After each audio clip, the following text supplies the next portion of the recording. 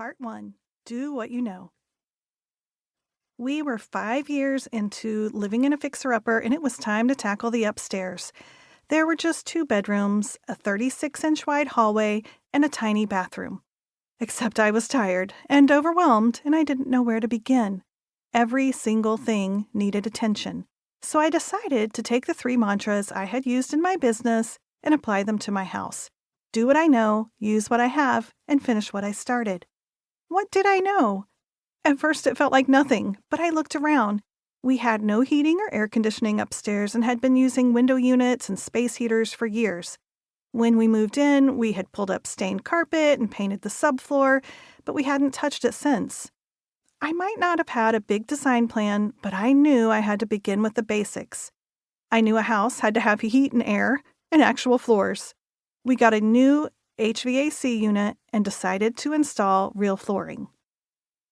To make the house cohesive and make my decisions easier, I again decided to do what I knew by piggybacking off of decisions I was already happy with on the first floor. I repeated materials I loved as we were updating the flooring, ceiling, trim, and paint colors. Because I chose to move forward by starting with doing what I actually knew to do, we made progress and I felt confident in my decisions. Instead of the decisions exhausting me, they energized me. I earned some momentum to keep going. I know what it feels like to face a literal house full of decisions and suddenly feel tired, overwhelmed, and like you need to eat a donut. I have a long history of making things more difficult than they need to be and assuming I need to know everything before I can even begin to make a difference. Decorating starts in your head, not the furniture store. Your thinking, goals, and priorities need to be right before you start picking out paint colors or buying a sofa. That's the first step to any big project. Simply start with what you need to know. Sometimes you already know a lot, sometimes you have to do a bit of research, and sometimes you simply need to refresh your memory.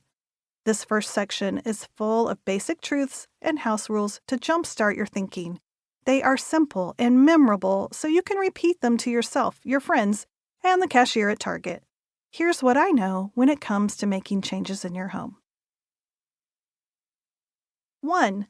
Learn the rules to break the rules. Welcome to an entire book full of rules to decorate written by a person who doesn't care for rules all that much. Rules are great when it comes to understanding which side of the street to drive on, standing in line at a theme park, and cooking the perfect poached egg. Rules aren't so great when applied to creative endeavors. When it comes to art forms, one purpose of rules is to provide a general framework for order. An artist can bend or break these rules from time to time in a way that makes the art better than it would have been otherwise.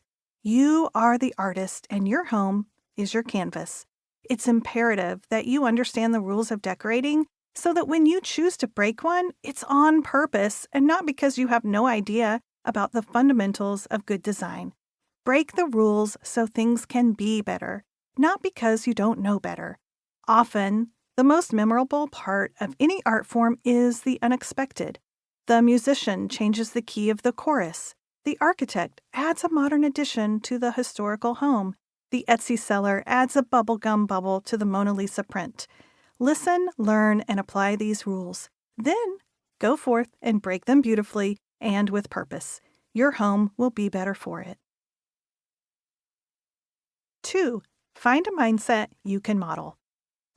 Sometimes I'll share a photo of my house on social media and someone will leave a comment telling me how much they dislike my style and the room and that I did it all wrong and it's ugly.